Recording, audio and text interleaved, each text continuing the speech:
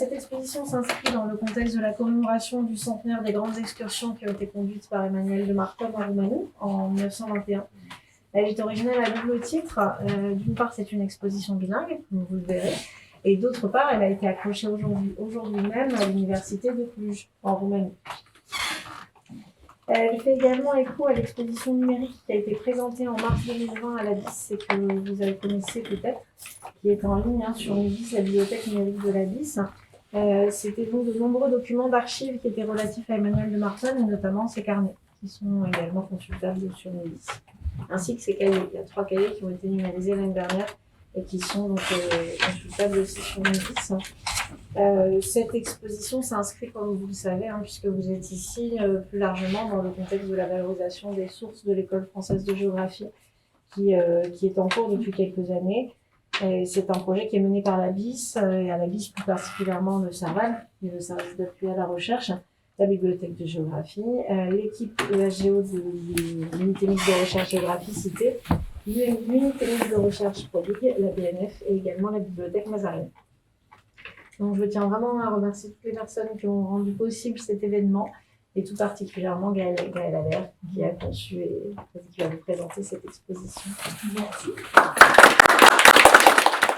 Cette exposition s'inscrit aussi dans le cadre d'un projet qui s'appelle Corpus Emmanuel de Martonne et qui vise à valoriser toutes les archives liées à ce géographe. Et je céderai la parole à Denis Wolf, qui est membre de l'équipe EDO, qui va nous lire une lettre de de Martonne pour nous plonger dans l'année 1921. Me voici de retour à Cluj pour quelques jours. Sauf une saucée le premier jour du Rétésat et une malencontreuse journée de pluie aux portes de fer, nous avons eu un temps admirable, avec des horizons extraordinaires, du Parang aux montagnes de Serbie, pour l'exclamation. Il faisait chaud, même à 2000 mètres. Nous avons dormi sous la tente à cette altitude, sans sentir le froid la nuit. Et quand nous sommes redescendus à Karansebes et Timișoara, nous avons attrapé ces 2 jours de fournaise que vous avez dû sans doute ressentir, même à Campeni. Je suis très content des résultats nouveaux sur les relations de mes plateformes avec la Poljana Ruska et le Cyrenaicu. Quant aux plateformes elles-mêmes, j'ai eu le plaisir de les retrouver bien en place, et la plateforme Boresco a fait la stupéfaction de tout le monde. Il est agréable, après 15 ans, de revoir son champ d'études et de constater qu'on ne s'est pas trompé. Quant à mon pied, il n'a pas refusé de me porter au col de Boukoura, mais ça a été dur, je l'avoue. Maintenant, je marche bien avec une canne que je ne quitte pas par précaution.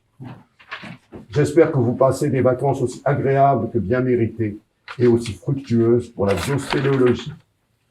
Mes amitiés à Jeanne et mes compliments à Madame Rakovica, pour laquelle j'ai à faire des agrandissements de mes photos de la fête des enfants. Vous trouverez, en rentrant à Cluj, des agrandissements de mes panoramas touchant aux régions karstiques. Malheureusement, ce ne sont pas les plus réussis de mes clichés. Post-scriptum, je repars pour la 3e excursion vendredi 26 et je reviendrai à Cluj avant de repartir définitivement, probablement vers le 15 septembre. Denis vient de nous lire ce passage. Il est agréable, après 15 ans, de revoir un champ d'études et de constater que l'on ne s'est pas trompé. Et vous avez ici 3 posters qui couvrent 3 aspects de la géomorphologie d'Emmanuel de Martonne, sa contribution à la théorie glaciaire, son analyse des formes du relief dans le paysage, et puis plus spécialement en Roumanie, les terrains qui ont été couverts pendant ces différentes excursions de 1921, avec en bleu le massif du Bihor, en blanc le massif banatique et en rouge les grands périples à travers la Bucovine, la Moldavie et la Dobroge. Cette carte qui a été réalisée, je crois, par Edwidge Mott, qui n'a pas pu être avec nous aujourd'hui. De Martonne est quelqu'un qui est situé entre les ultra-glacialistes et les anti-glacialistes. Sa position est ce qu'on appelle, il fait partie de ce jargon, les transactionnels, qui sont un peu entre les deux et considèrent que l'érosion fluviale intervient en travail préparatoire, la tectonique aussi, et le glacier n'est qu'un élément dans ce qu'on appellerait aujourd'hui un système morphologique. Le mot n'y est pas, mais il résonne déjà de façon systémique. Et ces expériences nouvelles à partir des années 1920 vont le mettre sur le chemin d'une ample rédaction, enfin d'une rédaction beaucoup plus ample, et d'une synthèse, qui sont les 2 volumes de la géographie universelle sur l'Europe centrale, à l'intérieur de laquelle on a des monographies sur la Suisse, sur l'Allemagne, sur les pays carpathiques, bien sûr, la Roumanie, la Pologne, d'autres encore.